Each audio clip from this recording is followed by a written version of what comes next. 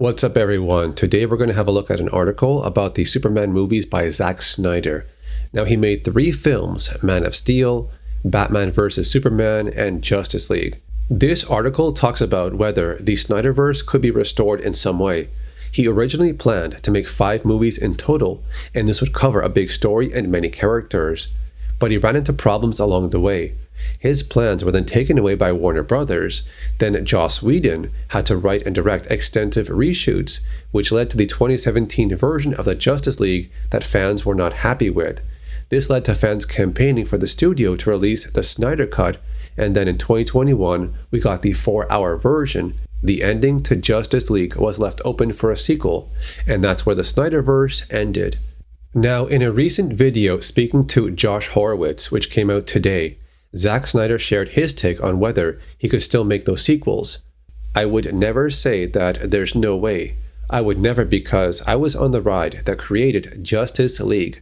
And if you were in my shoes, there were numerous times, dark times, when I would say there is no chance that there will ever be my version of Justice League.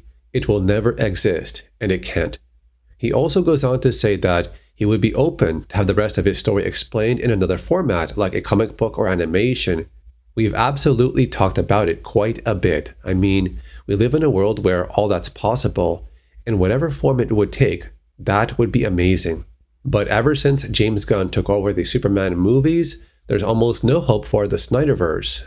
Zack did say he thought the movie made by James Gunn was amazing, but also adding, it's not the same thing, it's just like a different thing. He's got no bad feelings towards James, but Zack never got a chance to finish his story of Superman. There's another article back from August of 2025 which gives you more info about what Zack had planned, but here's the main points.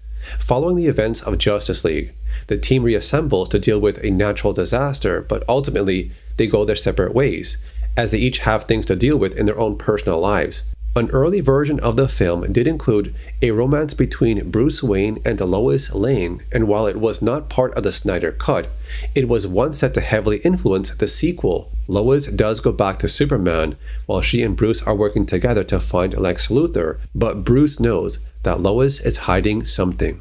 Lex was also forming his own team of villains, which includes Dr. Poison, Captain Cold, Orm, and Black Manta. They were supposed to destroy the Justice League. Each one was supposed to be introduced in Wonder Woman, The Flash, and Aquaman. For most of the story, Clark Kent is absent because it shows Superman trying to adjust to a new life, and he finds out Lois Lane is pregnant. She later tells him that Bruce is not the father. It also includes the Riddler solving the anti-life equation for Lex, but he does not survive. Lex would tell Dark Seid that he has the power to destroy Superman, but instead, he wants to let Superman live to make him his servant, but to do so, he needs to be broken. He tells Dark Seid that Lois Lane is the key, and that's when Dark Seid gets rid of her. Superman fails to save her and falls under the control of Dark Seid and the anti-life equation. Many characters get taken out in the story, which leads them into the Nightmare Timeline, a world ruled by Dark Seid. Now, there's only a few survivors of the Justice League, but they know he's coming for them. The story extends into time travel, using a mother box to power the cosmic treadmill, but only for around 15 seconds. The original plan is to send the Flash back in time to give Bruce Wayne a message to stop Lex Luthor.